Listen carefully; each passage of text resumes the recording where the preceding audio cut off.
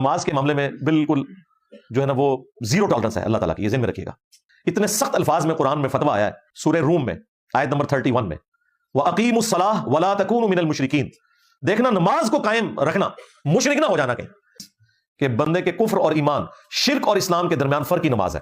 نماز نہ پڑھنے والا پاکستان کے شناختی کارڈ میں تو مسلمان ہو سکتا ہے، اللہ کے ہاں وہ مسلمان نہیں ہے. تو جامع ترمذی میں حدیث ہے، عبداللہ ابن شقیق تابعی کہتے ہیں کہ صحابہ کرام صرف تارک الصلاۃ کو کافر سمجھتے تھے، جو نماز چھوڑنے والا ہے، اور کسی کو کافر نہیں کہتے تھے خواہ وہ کتنا ہی گناہ کرتا ہو، لیکن جو نماز نہ پڑھتا ہو صحابہ کرام اسے کافر سمجھتے تھے. جامع ترمذی میں ایک اور حدیث ہے کہ ہمارا اور مشرکین کا عہد نماز کی بنیاد کے اوپر قائم ہے، جس نے نماز چھوڑ دی اس نے کفر کیا. عبداللہ ابن مسعود کہتے ہیں کہ رسول اللہ کے زمانے میں صلی اللہ علیہ وآلہ وسلم اگر کوئی شخص بیمار ہوتا اور 2 بندوں کے سہارے وہ مسجد آ سکتا تو وہ مسجد میں آ کے نماز پڑھتا تھا، کہیں اسے منافق شمار نہ کر لیا جائے.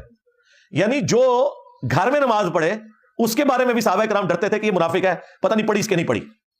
تو اس زمانے میں اپنے آپ کو مسلمان ثابت کرنے کے لیے مرد کو مسجد میں نماز پڑھتی تھی. سنن ابی داؤد میں حدیث ہے کہ قیامت کے دن سب سے پہلے نماز کے بارے میں سوال ہوگا، سب سے پہلا سوال، اور جس کا یہ مسئلہ حل ہو گیا اس کی اگلی منازل آسان ہو جائے گی، اور جو اس میں پھنس گیا اس کے اگلے معاملات مشکل ہوتے چلے جائیں گے. پھر مسند احمد میں ایک حدیث ہے، نبی علیہ السلام نے فرمایا کہ نماز اپنے نمازی کے حق میں قیامت والے دن نور، نجات اور دلیل، اللہ کے حضور چھٹکارے کی ایک دلیل اس کے پاس ہوگی.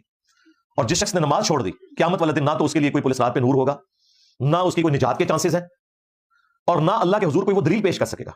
حتیٰ کہ اسی حدیث میں آگے الفاظ ہیں کہ ایسے شخص کا حشر فرعون، قارون اور حمان اور امیہ ابن خلف کے ساتھ ہوگا والعیاذ باللہ تعالیٰ. جو سنن ابن ماجہ میں حدیث ہے، نبی علیہ السلام نے فرمایا تھا دیکھنا نماز نہ چھوڑنا، اگر تم نے نماز چھوڑ دی تو پھر اللہ کا ذمہ تم سے اٹھ گیا.